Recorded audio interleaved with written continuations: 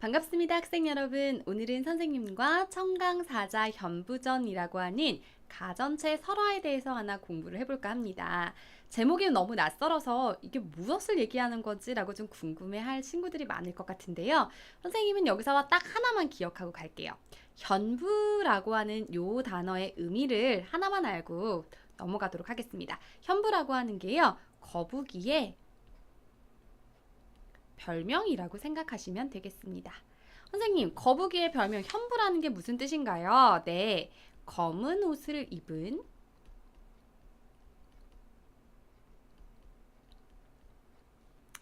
사내다라고 생각하시면 될 것 같습니다. 그것을 현부라고 하는데 우리가 알고 있는 그 장수하는 그 거북이의 별명이다라고 보시면 되겠어요. 선생님이 아까 처음에 시작하면서 청강사자 현부전이라고 하는 가전체 설화다라는 얘기를 여러분께 했을 겁니다. 그럼 가전체 설화다라고 하는 거에 대해서 하나 보고 넘어가실게요. 그럼 가전이라고 하는 것은 무엇이냐면 인물의 일대기를 그렸다. 그런데 여기서는 인물이 아니라 아까 어떤 동물이나 식물이잖아요. 그러니까 뭐냐면 쉽게 얘기하면 가짜 전기문이다. 그럼 전기문이라고 하는 것은 태어나서 죽을 때까지 이야기를 얘기하는 거잖아요. 그러면 누구의? 거북이라는 것에 태어나서 죽을 때까지의 어떤 일대기적인 요소들이 들어가 있는 작품이겠구나 라고 읽어주시면 된다는 거죠. 그러면 거북이가 검은 옷을 사내처럼 이렇게 될 수는 없잖아요. 그러다 보니까 일대기적 구성으로서 얘는 도입, 전개, 이야기가 흘러지고요. 논평, 평가를 하는 3단의 구성으로 이야기가 이루어져 있다라고 보시면 될 것 같고요. 그리고 거북이를, 사람이 아닌 이 거북이를 의인화, 사람처럼 표현해서 나타난 전기적 구성을 가진 이야기다라고 생각해 주시면 되겠습니다. 어렵게 생각하지 마시고요. 이 거북이라고 하는 것을 의인화해서 이야기가 어떻게 전개되고 있고 이 작품이 말하고자 하는 주제가 무엇인지만 기억해 주시면 이 작품은 다 이해하고 넘어가셨다라고 하면 될 것 같습니다. 본문에 넘어가기 전에요, 간략하게 선생님이 이야기를 하나 하고 넘어갈까 합니다.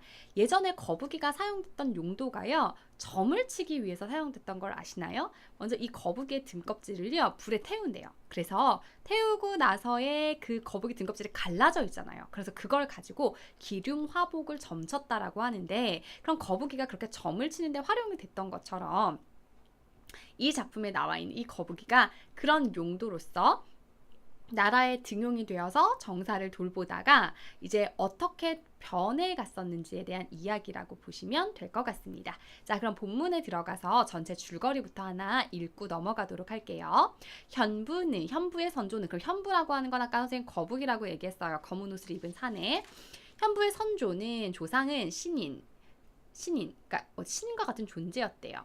힘이 굉장히 세었기에 바다 가운데 있는 산을 지탱하였다. 하지만 자손대에 이르러 점차 형체가 작아지고 힘도 사라져서 점을 치는 것만을 직업으로 삼았다. 거북이 등껍질 가지고 이제 점 봤다라고 얘기했어요. 현부도 점을 잘 쳐서 임금의 부름을 받았으나 자연과 더불어 살겠다라고 해서 벼슬길에 나가지 않고 은둔의 생활을 하였다. 그러다 춘추 시대에 어부 예저에게 잡혀서, 그러니까 어부에게 잡혔대요. 거북이 잡혔다는 거죠. 세상에 나온 후 송나라의 원앙에게 크게 존경을 받아. 그럼 예전에 거북이를 가지고 점을 많이 쳤던 것에 쓰였다라는 말인 거죠.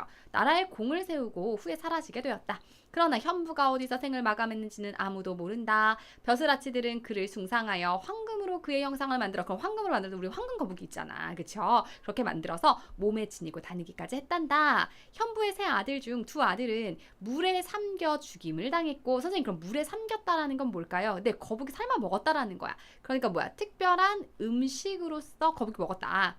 한 아들은 자연 속에 은거하여 세상 사람들로부터 통연선생이라 불리었다. 그의 후손 중엔 도를 얻어 천세에 이르도록 죽지 아니하는 자도 있었다. 그러면 선생님, 거북이 중은 죽지 않아요? 네, 그런 거북이는 뭐의 상징이야? 장수의 상징이었잖아. 그것도 얘기해주고 있는 거죠. 사신은, 그럼 이 사신이라고 하는 것은 자, 우리가 인물의 일대기를 얘기하는 가전체의 어떤 특성이라고 얘기할 수 있어요. 약간 좀 객관적인 것처럼 사실로 표현을 한다라는 거지. 거북의 삶을 통해서 성인이라도 실수가 있는 법인이 삼가는 태도를 지녀 포인트는 바로 이겁니다.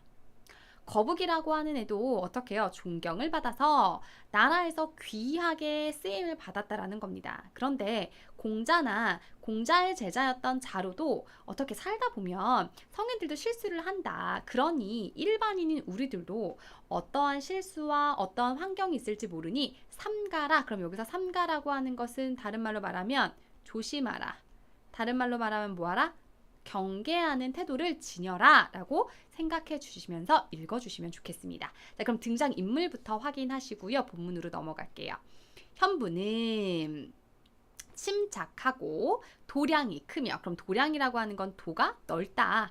자, 앞일에 기륭화복을 점치는 능력이 있다. 왜? 거북이니까. 거북이 기륭화복 등껍질 가지고 했으니까. 하지만 아까 어부였지요. 꾀임에 당해서 원앙에게 붙잡혀 하려고 하지 않았던 벼슬을 하게 된 인물이었다. 문갑, 조상이었다. 그 다음에 현부의 증조부는 우임금에게 바쳤던 인물이었다. 이렇게 그냥 보시면 돼요. 중요한 건 이 현부라고 하는 사람의 역할이 뭐였다? 자연에 은거해서 살려고 했었는데 사람에게 잡히어 나와서 기륭화복을 점치는 것으로 사용되었었다. 그거 하나 기억해 볼게요. 자, 전체 줄거리입니다. 현부, 즉 거북의 선대는 신인. 아까도 얘기했었지요. 그래서 아까 뭐라고 얘기했어요? 그를 숭상해서 사대부들이 나중에 황금으로 만든 황금거북이 지금 좋아하잖아. 그치? 두 아들은 끓임을 당해 죽었다. 여기서 뭐해서? 음식. 특별한 음식이야. 그래서 거북이 요리 비싸게 팔리잖아. 둘째 아들은 은거했다. 숨어 살았다. 그리고 죽지 아니한 자도 있었다. 그러면 장수의 동물이니까 그거까지 기억하시면서 넘어가실게요. 자, 그럼 본문으로 한번 가보도록 하죠. 현부는 어떤 사람인지 알 수가 없다. 자, 여기서 형광펜 하나 치고 넘어가실게요. 현부. 자, 무슨 뜻이요? 검은 옷을 입은 사내다. 말 그대로 풀면요. 검은 옷을 입은 사내인데 여기서는 누구를 상징한다? 거북이다. 어떤 이는 말하기를 그의 선조는 신과 같은 사람이었다. 그의 형제가 15명이었는데 모두 건장 있고 힘이 셌다. 하나님이 명하여 바다 가운데 있는 5쌍의 떠녀가 떠받치게 하였다. 그러면 떠받친다라고 하는 건 걔네 어떻게 거북이 보면 위에 이렇게 올라 딱딱하잖아요. 등껍질이. 그래서 이 등 가죽을 떠받친다라는 단어로 표현했다는 거야. 그 후 대대로 내려오면서 크기가 차츰 작아지고 소문이 날 정도로 힘센 자도 없었다. 그럼 이제 이것을 다르게 해석한다면 분명 신이하고 신령한 존재였는데 그들의 능력이 점차 없어졌다. 오직 점치는 것을 업으로 삼았다. 예전에 거북이 가지고 점쳤다라고 얘기했으니까 여기 있잖아요. 거북의 등딱지를 불에 태워가지고 갈라지는 틈을 보고서 기륭하고 좋은지 나쁜지를 판단하던 이 거북점 이걸 했다라는 거죠. 현부는 한 곳에 머물지 않고 사는 곳을 가려 옮겨 다녔기 때문에 그의 출신 고향이나 조상들의 내력을 자세히 알 수가 없었다. 그의 먼 조상 중에 문갑이라는 자가 있었는데 요 임금 시대에 낙수에 살았다. 요 임금은 그가 어질다는 소문을 누가 문갑이 어질다는 소문을 듣고 흰 옥을 예물로 바쳐서 그를 초빙하자 그가 기이한 그림을 가지고 와서 바쳤다. 요 임금이 그를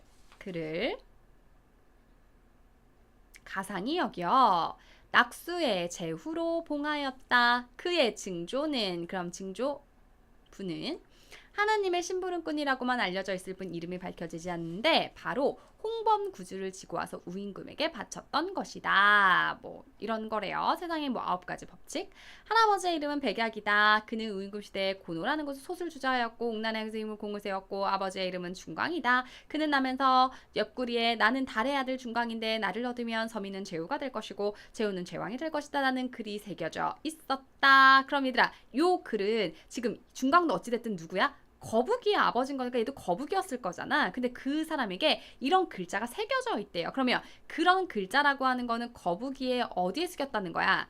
거북의 등에 이런 글이 새겨져 있었다. 그럼 얘들아, 예전에 거북이 등에다가 글자 새겼지. 그래서 우리 그걸 뭐라고 얘기했어? 그렇지, 갑골문자다 라고 생각해 주시면 된다는 거. 갑골문자로서 거북이 등에다 이렇게 새겨냈었다. 이렇게 해석하시면 되겠죠. 그럼 얘들아, 여기까지 봤을 때 지금 현부라는 사람에 대해서 이야기하기에 앞서서 그들의 조상에 대해서 얘기를 하고 있단 말이야. 그럼 이 부분은 뭐야? 현부의 무엇을? 가문을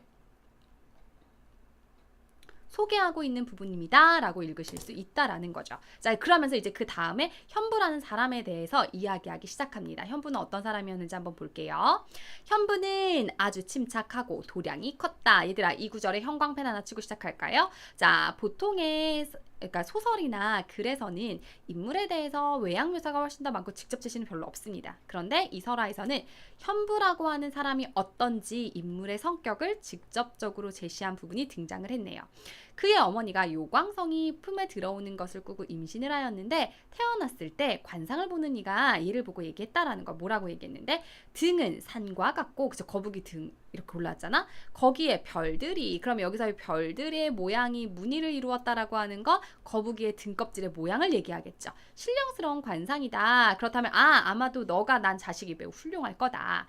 장성하자 주역의 이치를 깊이 연구하여 우주의 모든 변화의 원리를 터득하였다. 그러면 주역의 이치를 깊이 연구했고 우주의 모든 변화의 원인을 터득했고 갖가지 신선의 방수를 배웠고 그는 천성이 씩씩하여 언제나 갑옷을 입고 다녔다. 그럼 거북이의 딱딱한 등껍질이라는 말이겠죠. 그러니까 여기까지 봤었을 때 거북이라고 한 사람은 뭐했다. 이 현부라는 사람은 비범했구나. 능력이 출중했구나.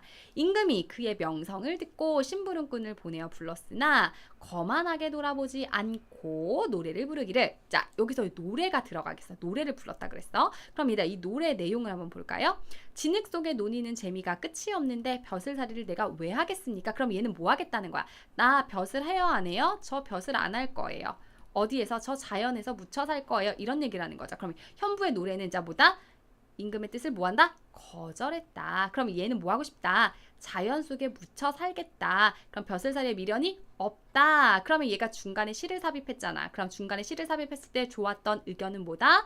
태도나 정서가 조금 더 자세히 드러나더라. 하고 대꾸하지 않았다. 그래서 결국 그를 불러들이지 못했다. 왜 그를 불러들이지 못했어? 그가 뭐 했으니까? 임금님의 제안을 거절했으니까. 그 뒤 춘추시대의 원왕 때 예절하는 어부가 그를 사로잡아 강제로 임금에게 바치려 하였다. 그러면 이 사람 때문에 잡혀가지고 벼슬을 하게 됐다라고 얘기했죠. 그때 그가 검은 옷의 수레를 타고, 그럼 검은 옷이라는 건 아까 현부라고 했잖아. 그래서 이름에 거북이에 선생님이 뭐라고 얘기했었어요? 별명이라고 했죠. 수레를 타고 왕의 꿈에 나타나서 나는 청강에서 보낸 사자인데 왕을 뵙고자 한다. 얘들아, 요거 많이 보지 않았어? 나는 청강에서 보낸 사자다. 왕을 뵙고자 한다. 그래서 아까 제목의 의미가 뭐였어? 청강사자 현부전. 현부 아까 뭐였어요? 검은 옷을 입은 사내. 청강에서 보낸 사자다. 이런 뜻이라는 거지. 그럼 만약에 시험에 출제됐었을 때 이 제목의 의미랑 연결되고 있는 구절을 쓰세요 라고 한다 그러면 요 구절 체크해 주시면 되는 거죠. 이튿날 과연 예저가 그를 데리고 와서 왕께 배웠다. 왕은 매우 기뻐하며 그에게 벼슬을 주려 하였다. 그가 말하기를, 자, 뭐라고 말했냐? 신이 이 자리에 온 것은 내가 알아서 온 것이 아닙니다. 누구 때문에 왔대요? 예저의 강압에 의한 것이고 또한 왕께서 덕이 있었다는 말을 들어서 있을 뿐이니까 벼슬은 저의 본심이 아닙니다. 자, 그럼 이 사람은 벼슬에 관심이 있었다 없었다? 아니요, 저 벼슬에 관심이 없어요. 자, 요거 하나 체크. 왕께서 어찌 저를 붙잡아 두고 보내려 하지 않으십니까? 왕이 그를 보내주려 하는데 위평. 자, 위평이라고 하는 것은 무엇입니까? 신하 중에 한 명이라고 보면 될 거야. 그럼 왕은 저 욕심 없어요 해서 안 하려고 했는데 얘가 은밀히 눈짓을 하라는 거 어떻게? 거북이 보내지 마. 쟤 뭐해? 등용시켜서 일시켜. 이러는 거잖아. 그래서 그를요. 수영승의 임명 얼마 뒤 벼슬을 올려줘서 도수사자에 제수하였다. 그리고 나서 무엇을 삼았대요? 태사령을 삼았다. 그랬다. 그래서 어떻게? 나라의 대소를 막론하고 모두 그에게 물어봤다. 그럼 일단 여기서 별표가 하나 가야 돼. 다른 건 다 필요 없다. 아까 거북이라고 하는 애는 등껍질을 가지고 무엇을 쳤다? 점을 쳤다라고 얘기했는데 나라의 중요하고 큰 일에 얘가 많이 사용됐대요. 그렇다면 결국 그 말은 뭐야? 대소를 막론하고 모든 일들은 누구에게? 거북이에게 물어봐가지고 시행을 했었구나. 거북점을 쳐서 결정을 했구나. 그거 하나 기억해 주시면 되겠네요. 그러면서 얘기했습니다. 왕이 일찍이 장난의 말로 이르기를 그대는 신명의 후손으로. 그럼 신명이라고 하는 건 아까 신기한 존재의 후손으로 기륭이 밝은데 왜 너는 너의 앞길을 도모하지 못하냐? 그래서 예죠. 아까 얘를 잡았던 누구였어요? 어부의 술책에 빠져가지고 나에게 붙들린 신세가 되었냐라고 얘기했다라는 거죠. 그랬더니 현부가 거북이가 얘기했습니다. 뭐라고 얘기했어? 아무리 밝은 눈으로 보지 못하는 것이 있고 아무리 명철한 지혜라도 헤아리지 못하는 것이 있는 것입니다. 했더니 왕이 웃었어. 그가 어디서 생을 마쳤는지 아는 사람이 없었다. 지금도 벼슬아치 사이는 그의 덕을 사며 황금으로 그의 모양을 주저한다. 그럼 황금으로 뭘 만들어? 거북이 모양 만든다라는 거지. 그렇다면 사람들은 거북이라고 하는 존재가 오래 살아요. 그죠? 그리고 또 하나는 신령스러워요. 그리고 이제 얘가 이제 어떤 북방의 신의 의미도, 수호신의 의미도 있었다라는 거야. 그래서 사람들이 하고 다녔다. 그의 맏 아들은 원서였는데 그는 뜨거운 물에 삼겨 죽임을 당했다. 가슴 얘기했었죠. 사람들이 먹는 별미 특식이었다라는 거야. 그래서 어떻게 거북이 요리로 되어서 죽었다라는 거죠. 죽을 때 탄식하기를 자 뭐라 해다. 때를 가리지 않고 세상에 나왔다가 오늘 삼김을 당하는구나. 자, 그러나 저 남산에 있는 나무를 다 태워도 나의 뜻은 꺾지는 못할 것. 내가 죽더라도 나의 뜻만은 안 할 것이다. 그럼 나의 굳은 뜻. 그러면 뭐 그럴 수 없다라는 과장적 의미다. 이처럼 강개하였다. 둘째 아들은 원저라 했는데 방랑하며 살다가 사람들은 그래서 그를 통연선생이라 불렀고 그 다음 아들은 이름이 전하지 않는다. 몸이 너무 작아서 점은 치지 못하고 다만 나무에 올라가서 매미를 잡고 하더니 그 또한 뜨거운 물에 삼겨 죽었다. 현부의 후손들 가운데 돌을 얻어 천년에 이르도록 죽지 않는다. 그럼 아까 얘기했죠. 천년에 이르도록 죽지 않았다. 장수였구나. 그가 있는 곳에 항상 푸른 구름이 감돌았고 자기의 덕을 숨긴 채 벼슬살이했던 사람들도 있는데 세상에서 그를 현우도구라고 불렀다. 사시는 이렇게 평한다. 자, 그럼 이제 뭐 하는 겁니까? 마지막에 정리하는 거죠. 선생님이 이야기의 흐름이 세 개로 되어 있었는데 이제 내가 인물에 대해서 평가를 하겠다는 거야. 누구에 대해서? 현부라고 하는 사람에 대해서. 지극히 은미한 상태에서 미리 살펴 알고 징조가 나타나기 전에 예방하는 것은 성인이라도 실수가 있습니다. 그러니까 하지 않으려고. 그러니까 현부도 그렇잖아. 똑똑하고 모든 것에 점을 칠 수 있는데 잠깐의 실수로 인해서 어부에게 잡혔던 것처럼 현부와 같은 지혜가 있어도 예저의 술책을 피하지 못했고 또 두 아들 역시 자신의 앞날을 알지 못하고 죽임을 당했던 것도 피할 수가 없었다. 하물며 다른 이들에야 더 말할 것이 있겠느냐. 자, 이 부분의 별표겠죠. 이렇게 지혜가 있는 사람도 이런 어떤 실수가 있기 마련인데 뛰어나지 않은 사람, 그러니까 누구? 일반인들은 말해서 더할 것이 있겠느냐. 옛적에 공자는 광이라는 곳에서 고난을 겪었고 제자인 자로는 죽어서 젖이 되어는 비극에 겪었다. 삼가지 않을 수 있겠느냐? 그러니까 뭐라는 거죠? 실수가 있어서 사람마다 위험에 빠지거나 상황이 발생한다는 거죠. 그러니까 어떻게 하다. 이렇게 위험하지 않게끔 조심하면서 해야 한다. 그렇다면 결국 얘는 늘 조심하며 언행을 뭐 하자? 삼가야 한다. 그걸 생각하라는 거죠. 자, 그럼 정리할 수 있겠어요? 자, 뭐다? 그러면 이제 사파들 얘기했어. 누구 얘기? 공자 얘기도 했고요. 그리고 그의 제자 자로 얘기도 했다라는 거죠. 그래서 늘 자만하지 말고 항상 조심하고 언행을 삼가라. 그럼 언행을 삼가라는 거? 말 조심해라. 이런 말이라는 거죠. 됐나요? 그러면 지금 이 청강사자 현부전이라고 하는 이 설화가 나중에 누구를 거북이를 상대로 하는 수군가라고 하는 작품이랑 연계가 될 수 있을 거라는 거예요. 그래서 그거를 선생님이랑 하나 보시고요. 넘어가도록 할게요.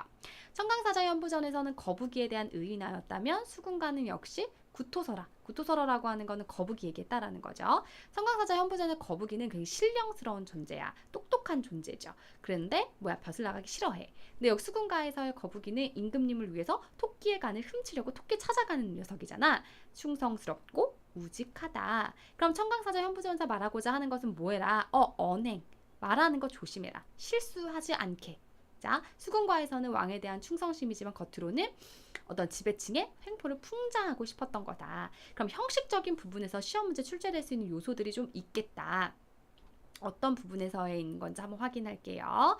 일대기적 구성이다. 그럼 일대기적 구성이라고 하는 것은 처음부터 끝까지의 내용이라고 얘기했었죠. 자꾸 화면이 바뀌어서 죄송해요. 여러분들의 교재에서 보시면 조금 더 편하게 읽으실 수 있어요.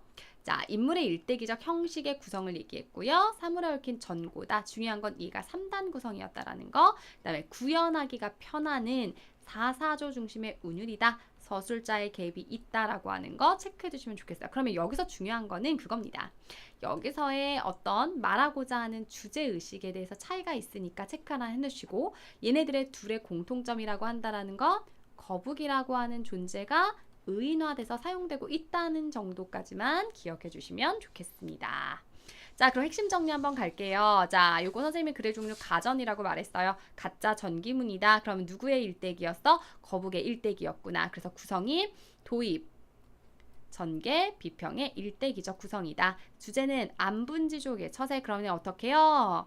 안분지족이라고 하는 건 내가 내 분수에 만족하며 살겠다. 그래서 이 작품은 거북이를 의인화한 가전이었다. 똑똑했던 현부와 성인들도 술책에 빠질 수 있기 때문에 언행을 삼가라. 그러니까 어떻게 현부처럼 이 거북이처럼 앞날에 기륭을 점치는 녀석도 한 번의 실수가 있거늘 범인들 일반 사람들이야말로 말할 필요가 없다. 그러니까 뭐 해라? 늘 언행을 삼가하도록 해라 라는 얘기를 하고 있다라는 거죠. 자, 되셨나요? 자, 그럼 요거 가지고요. 우리 문제풀이 한번 넘어가 볼게요. 자, 이 글은 구체적인 배경을 묘사해서 현실성을 강조했다. 있습니까? S죠. 구체적인 배경 묘사 없었습니다. 역사적인 사실과 허구에 대한 결합이다. 맞지요? 자, 도입, 전개, 논평이다. 3단의 구성이 일대기적 구성이다. 맞고요. 상징적 소재를 사용 인물의 관계 이런 얘기 없으셨고요. 인물의 위기 상황을 통해서 주제의식을 드러냈다. 맞고요. 현부가 벼슬길에 오는 걸 말리고자 위평 아니죠. 은근슬쩍 줬다라는 얘기했어요. 자, 현부가 어디서 생을 마련했는지 아는 사람이 없었다. 맞지요? 자, 장면에 빈번한 전환 없었습니다. X요.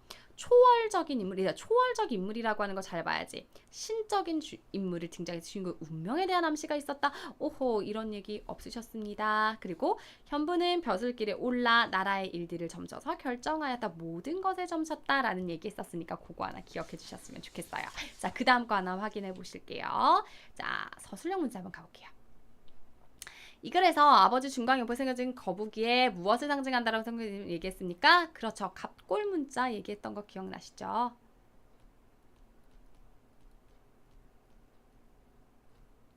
거북이 등껍질에 썼던 거. 천년을 살았다는 거북이는 뭐의 동물이다? 아, 장수의 동물이었군요. 청강사자 현부전과 수군가의 차이점이라고 한다 그러면 자, 청강사자 현부전에서는 언행을 경계하다라고 하는 어떤 교훈을 주는 것이 목적이었다. 그런데 수군가라고 하는 것에서의 목적이라고 하는 것은 지배층이 어떻게 해요? 약한 일반 백성을 수탈해가지고 간 빼먹으려고 하는 거잖아요. 그쵸? 그러니까 이거는 뭐의 의도가 강하다? 풍자의 의도가 강하다. 그거 하나 기억해 주시고요. 도입, 전개, 비평의 자, 어떤 구성이었다? 삶에 태어나서 죽을 때까지니까 일대기적 구성이었다. 자, 이 글의 제목과 가장 관련했던 부분들 아까 공부했던 거 기억나십니까? 자, 그 부분 하나 적어주시면 되겠죠. 자, 적어볼까요? 그가 검은 수레를 타고 나타나서 자, 어떻게 나는 청강에서 보낸 사자인데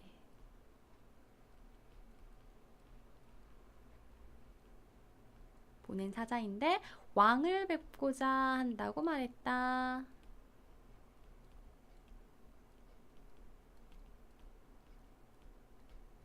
한다고 하였다. 요거 하나 기억해 주시면 되겠습니다. 그럼 독자에게 전하고자 하는 교훈은 무엇이었습니까? 자, 어떤 거다? 항상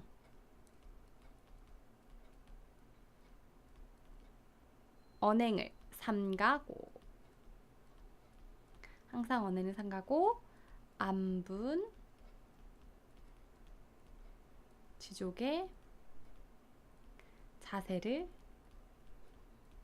지니자 이거였죠. 자, 이 글은 사마천의 사기에 실린 열정과 같이 사신의 평이 있습니다. 그러니까 사신의 평이 있기 때문에 자, 무엇을 글쓴이의 의도가 좀 드러난다라고 보실 수 있을 것 같아요. 그러면 글쓴이의 의도를 정리해. 글쓴이의 의도나 생각을 요약하죠. 그래서 주제의식을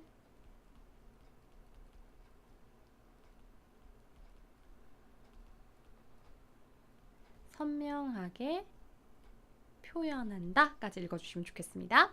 도입, 전개, 비평으로 구성되었는데 이때 비평에서 땡땡의 행적에 대한 평에다 누가 사신이 평가한다 라고 읽어주시면 되겠습니다. 자, 이 작품이요 좀 낯서실 수 있어요. 그런데 여기서 제일 중요했던 거는 현부라고 하는 것이 무엇을 거북을 의인화한 것이다. 그래서 그의 일대기를 형식을 뭐의 형식으로 얘기했다. 가전이라고 하는 형식으로서 이야기를 해주었다. 그래서 그러면 이 현부의 일생을 통해서 얘가 말하고자 하는 것은 무엇이다. 똑똑하게 앞날을 점치는 사람도 무엇을 할 수 있다라는 거야. 실수가 있을 수 있다. 그러므로 평범한 사람들이야말로 무엇을 실수하지 않도록 늘 언행에 삼가하고 자신의 분수에 만족하는 태도를 지녀라. 얘가 이 작품의 제일 중요한 요소라고 보실 수 있으니까요. 놓치지 마시고 반드시 복습하시는 거 잊지 않으셨으면 좋겠습니다. 자, 오늘 수업 여기까지 하도록 하겠습니다.